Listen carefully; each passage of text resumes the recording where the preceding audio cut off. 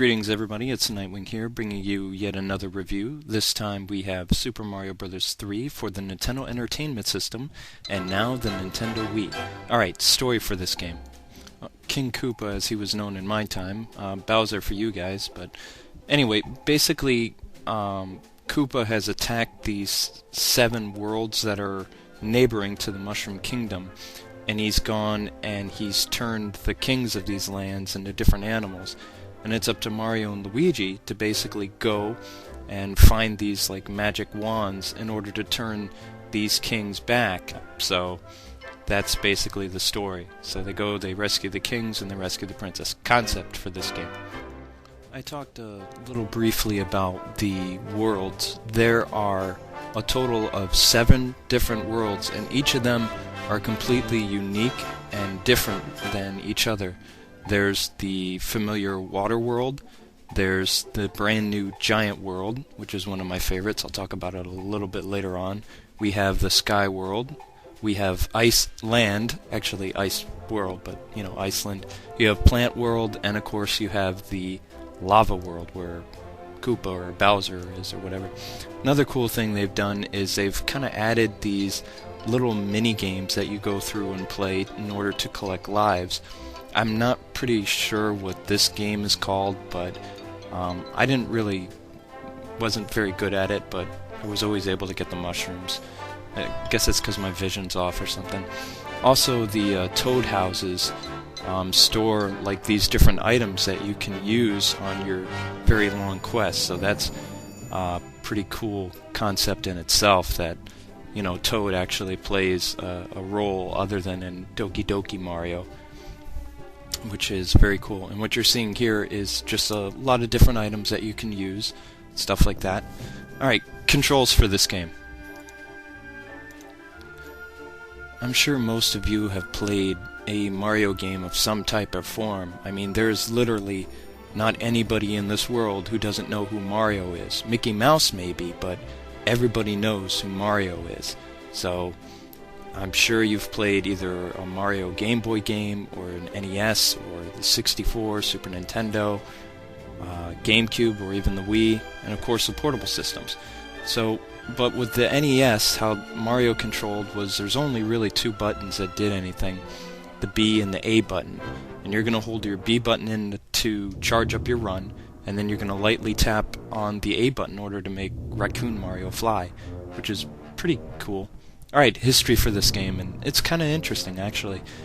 Super Mario Bros. 3 was first announced to the American public in the cult classic movie The Wizard, starring Fred Savage. It was kind of like near the end of the movie that they showcased like a level in Super Mario Bros. 3 and the hidden whistles and stuff like that. So that was kind of cool.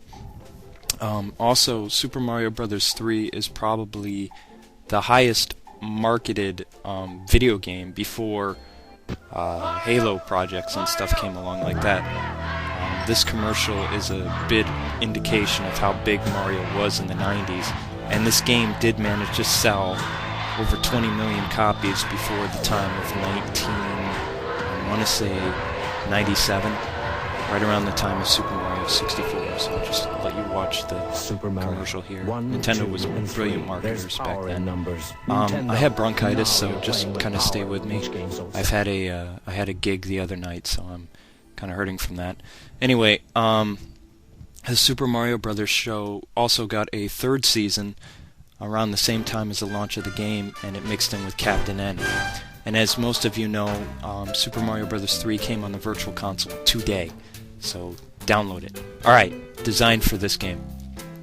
This game doesn't look anything like the American Super Mario Bros. Or even Japan's Super Mario Bros. 2 The Lost Levels. The development teams got together and they made a very, very cool game. All the worlds are different. Giant World, again, is my favorite. I loved playing through it. I probably didn't put much clips into it, but I loved Giant World. This world right here is one of my wife's favorites, and also the Sky World she liked a lot, just the way it looked. Memories for this game, and this is kind of interesting. When I was a kid, I wasn't very patient when I was playing with people, so I came up with die, die, get a free guy if you die. And when I played with my dad, since he wasn't a big gamer, he would fall for it and he would die again and again and again. And it was only in the first level, and it just goes to show what kind of relationship I had with my dad, because he trusted me a lot, and he really loved me a lot too. But I just remember it to this day, and it's just one of the funniest things to me, because he would always like to play as Mario, and I didn't like to wait, so die, get a free guy, I'd get to play. And then once I did get to play with the Luigi, something I would do, I would mock him with my Luigi character. I'd jump up and down just like that, because, I don't know, I was a mean kid, and I just remembered it. It was so funny. Alright, bad aspect of this game. That had to be that you could only play as Luigi on the two-player standstill mode. One person plays and the other person plays. And that's pretty much all I really didn't like about this, other than, of course, the tank battleship level. I did get past it when I was a kid, and I just remember how frustrating it was, mainly because it's just a lot longer than the actual Koopaling ships, so it's actually rather difficult too. I mean, I'd like to see a lot of you try it, but I'm not going to be mean, and I'm just going to say it's very, very challenging. How's that? Very, very challenging. Alright, good aspect of this game. For Super Mario Bros. 3, the good outweighs the bad. There are a lot of fun things you can do in this game. I like the little card match thing that would come up every once in a while.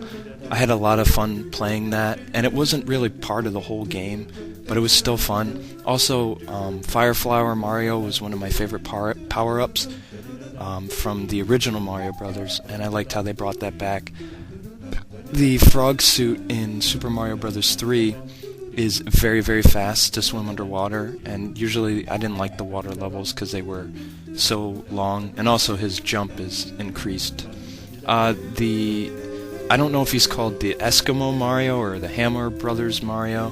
When I was a kid I called him Eskimo, but my favorite power-up has to be the raccoon suit. I don't know if it's called the Token Mario or the Toki Mario. I don't remember, but I think it was so cool because he could turn to stone, and he's basically invincible. And when you turned into the stone and you dropped on people, you would hurt them because, well, you're in your stone form. But what I found interesting sometimes is if you just stayed as the stone statue, they wouldn't get hurt. You actually had to fall on top of them, and then, you know, you would be able to win. So I kind of showcased my favorite power-up. Also, when you beat it with Raccoon Mario or whatever, the kings say something completely different, which is really, really cool. Another thing that makes this one of the greatest games of all time is the inclusion of the Zelda whistle, which basically you use to warp to any stage you want to in the game. So if you're stuck someplace, or you just want to get through the game, anybody can find these whistles and then progress through the game and beat it. It's just like an awesome thing. Anybody can do it. Such a cool idea. This game gets a 10 out of 10, not just because of the whistles, but because of everything else. Everybody, you have a great rest of the week. God bless, and thanks for watching. Don't touch that remote.